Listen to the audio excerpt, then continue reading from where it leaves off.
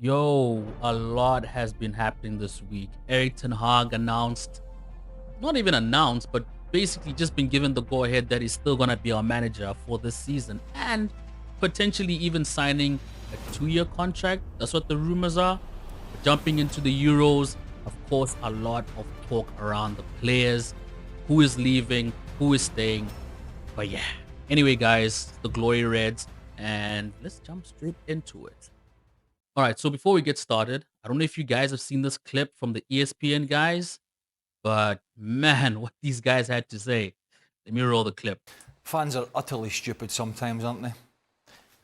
I mean, they're so fickle. And, they win a cup final, great. But did they have the blinkers on for the rest of the season? Yeah, you can win games. Wigan won the FA Cup. They beat Manchester City like Man United did. They were relegated. You don't judge on the odd game against Liverpool and Manchester City and say, well, we've derailed other people's seasons. That's not what a football club should be about. I think that's the thing, and you talk about how fickle football fans are, which we know. And while, yes, you finished the season on a relative high, given the FA Cup final, as you say, Manchester United don't start well next season. So yeah, these guys literally came out and called us fans fickle. They called us stupid. They said we literally do not understand what is going on at our own club. Literally comparing us to Wigan. Out of all the teams to compare us to, Wigan. Seriously. Like, nah. Miss me with that. Like for real, for real. The situations are completely different. And these guys, the whole season, them, including the media, have just had a strong agenda against Erik Ten Hag and saying that he's not the best manager to lead United to where we're supposed to be. Because, guys, Ten Hag said he has come to this club to win trophies, and that's exactly what he did. He delivered last season, he delivered this season. Yeah, albeit we've had a very piss poor season, and that's a lot to do with injuries and not necessarily what Ten Hag has done. So I think it's really unfair the way these guys are coming down on Ten Hag. But you know what? It's fine. Just wanted to get that out the way. Let's get straight into it. All right, guys. So first things first, I'm sure a lot of you guys already heard the story. Ten Hag is going to be continuing as Manchester United's manager in the foreseeable future, obviously meaning next season. And of course, there's speculation that he may get an extended contract for 2 seasons. So I don't know if that includes this season and an extra season, or at the end of his 3-season contract, is going to be offered a further 2-season extension. But whatever the case is, I think it's happy days, happy news. I didn't really like the way this whole situation was dealt with. But I do commend Ten Hag the way he just dealt with the whole situation. He didn't come out on the media. He didn't post anything personal on any of his platforms or question the way that Ineos were going about this whole situation. But guys, like I said, happy days for a lot of United fans. I know there's a big part of the fan base that doesn't want Ten Hag, that didn't want Ten Hag, but he's here to stay, and we just have to back him. Honestly, I don't think there's any other better manager at this present time to be taking to be managing Manchester United. Honestly, I don't. You know, we have tried so many times in the past. With David Moyes, with Louis van Gaal, with Jose Mourinho, with Ole Gunnar Solskjaer, with Ralph Ragnick.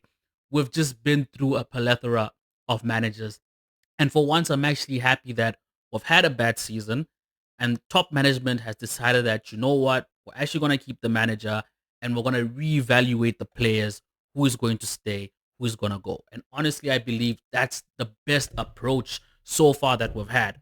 And, we spoke about this in one of our previous catch up episodes. And I mentioned that the good thing with the Ineos group. Now, look, I get that a lot of people are not in favor of what they did, what they're doing, and some of the stuff that we may get into. But the one thing that stands true is that the difference between the Ineos group and the Glazers is that at least these guys understand football. It may take some time for them to get things right, or it could be a complete flop. It honestly could be a complete disaster.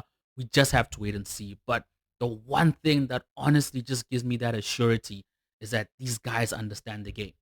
They're bringing in, very good management team. They're building a very good management team around United.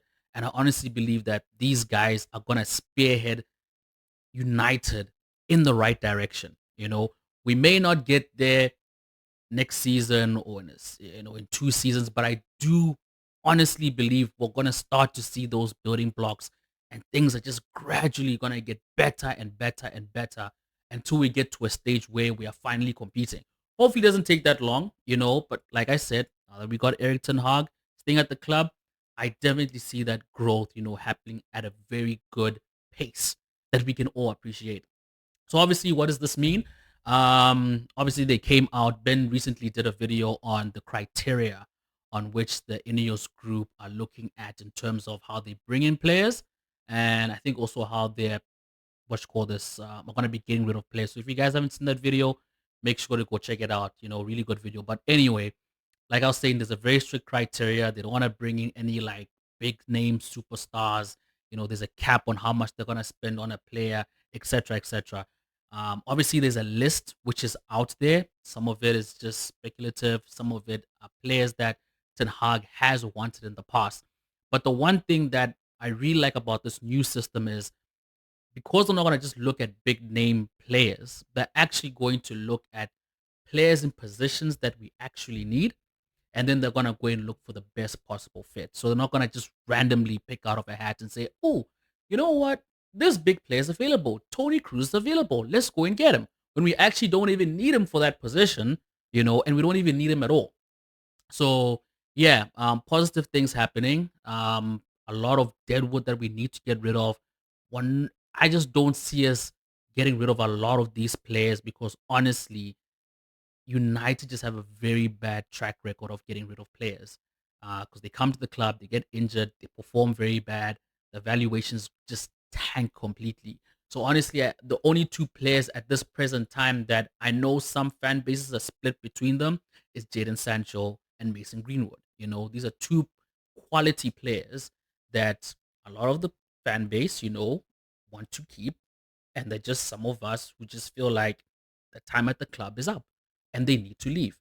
But I see a win-win situation in both cases because if they do stay, they definitely keep the quality of the squad. And if they do leave, they can really go for a sizable amount. Because Mason Greenwood had a good season at Getafe. And of course, we have Jadon Sancho, who ended his, loan spell at Dortmund playing very well and basically just showing us what type of a quality player he is.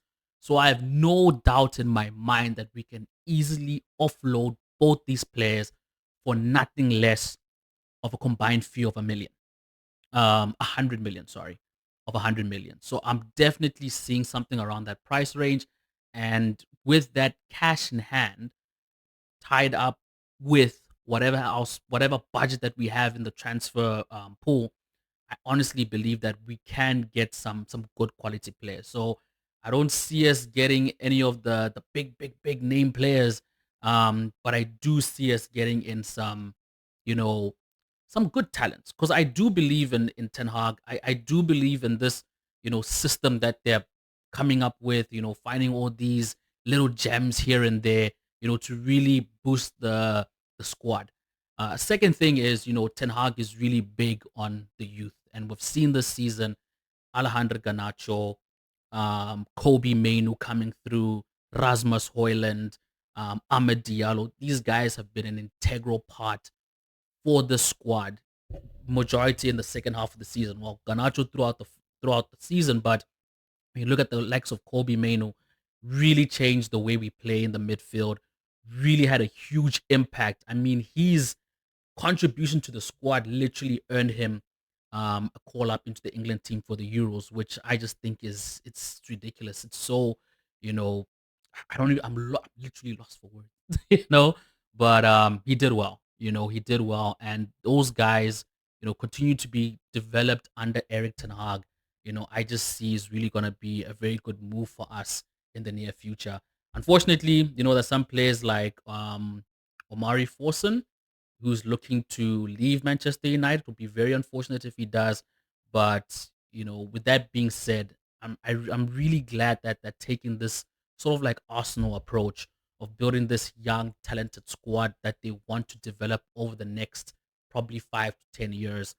One thing I can really say I'm upset about is that, Bruno Fernandes obviously is coming of age. I'm not saying that, his days are numbered, but it's just unfortunate that I think by the time these young players really hit their prime, Bruno Fernandes will not be, so much involved in that transition. But like I said, the future looks good. Got a lot of good, promising young players, and yeah, can't wait to watch the Euros, and then we see, what happens from there. But anyway, yeah. Speaking of Euros, we got a couple of Manchester United players which are gonna be involved in the competition. So yeah, so these are the players that are going to be involved from Manchester United who are going to be taking part in the Euros. We've got Scott McTominay for Scotland, Christian Eriksen, Rasmus Højlund for Denmark, Luke Shaw for England, Kobe Mainoo for England, Bruno Fernandes, and I think Diogo Dalot. I just need to double check if he has been named in the squad, but I think he has been. And I think, yeah, that's it. So we do have a sizable amount of players from Manchester United who are going to be involved in the Euros. Now, I do have a couple of concerns with that. Number one, the Euros are gonna, and mind you, these guys are actually playing for their countries that really can go far in the competition. Looking at England, looking at Portugal, maybe not so much Denmark and Scotland, but these guys can definitely compete in the Euros and go far. So, which means that there's going to be less time for these guys to recover before the preseason starts, and of course next season. So that's the only thing I'm worried about. Positives is that I think it will be nice for these players to be involved in the competition, to keep up with their fitness, to keep up with their form, and also something to give Ten Hag a look at to see like how he can re put not I don't want to say reposition, but rethink on how to best utilize the players by looking at them playing in these international competitions. Now, I'm not saying that he didn't do it in the past, but just looking at Scott McTominay, how he performed last season, scored quite a number of goals for us in the Premier League. And we actually had a conversation about Scott McTominay and his best role. And I think that because it's going to be so difficult getting an extra striker in the summer transfer window, right? And also looking at the likes of Anthony Martial leaving the club, I think that Scott McTominay can be a default, you know, second, third choice option up front because obviously we know it's Rasmus Højlund. Sometimes deploys Marcus Rashford in that position. With Anthony Martial gone, we literally have no one else in that position to fill. Now I've said in a third place striker because I'm really hoping that United can get a replacement striker, right? A replacement for Anthony Martial. Bring in a striker that we can have second to Rasmus Højlund, or interchange, however he wants to go about it, and then have Scott McTominay as a third option. Really not comfortable with Scott McTominay playing in the midfield, or let me just say in the manner in which Erik Ten Hag deploys him in the midfield. So I think maybe seeing Scott McTominay, how he plays in the Scotland system, can maybe give Ten Hag some ideas of how to better utilize him in the squad. So yeah, that's just my take on the Euros in terms of United players being involved and how that can weigh in our favor and how you know just getting into the preseason fatigue, not having enough time to rest and yeah. But thank God we also have a couple of players that are not involved, like the likes of Marcus Rashford, Harry Maguire. We're not sure on Harry Maguire's status if he's going to remain at the club. A lot of rumors surrounding Marcus Rashford that he's going to leave. Personally, I don't think he's going to leave the club. I think he's still going to be with us for next season. So this gives Marcus Rashford a lot of time, good opportunity to rest up, get his fitness levels back up, and just look stronger and better for the next season to come. Luke Shaw going to the Euros, not comfortable with it. I don't know how far along he is in terms of his recovery. And I also feel that it was very weird for Gareth Southgate to include Luke Shaw in the Euro squad, given the fact that he didn't play a lot um, of time this season at Manchester United. What am I saying? Losing my words here. But yeah, Luke Shaw was not involved in a lot of the games this season. So how he came to that decision of selecting him for the squad, I don't know. I think England do have a lot of quality left backs who have performed and played well this season. And I think he should have gone for them and just left Luke Shaw alone because, biased opinion, want to protect Luke Shaw for next season. It's one of our best left backs. We literally played the whole season without a left back. We got Sergio Reguilon into the squad. He was injured, didn't utilize him. Diego Dalot was our makeshift left back. Um, he was all right in that position. He wasn't all that. So yeah, we need Luke Shaw rested, fitness levels back, and just ready for next season. And I just don't like him going into the Euros not 100% knowing how far along he is in terms of his recovery. So yeah, just my thoughts on the Euros and the players involved, and yeah, we'll just have to wait and see what happens from there. All right, and last but not least, obviously we all know it's the off season, so there's gonna be a lot of transfer talk and rumors and just so much drama surrounding Manchester United. Thankfully, the Euros are taking place, so hopefully it's gonna take a lot of attention off what Manchester United are doing. But at the same time, we hope that they're gonna be doing the right things. And when they do the right things, we're definitely gonna cover that. So make sure that you subscribe to the channel so that you can stay up to date with whatever's gonna be happening. But with that being said, we're also gonna be covering the Euros as well.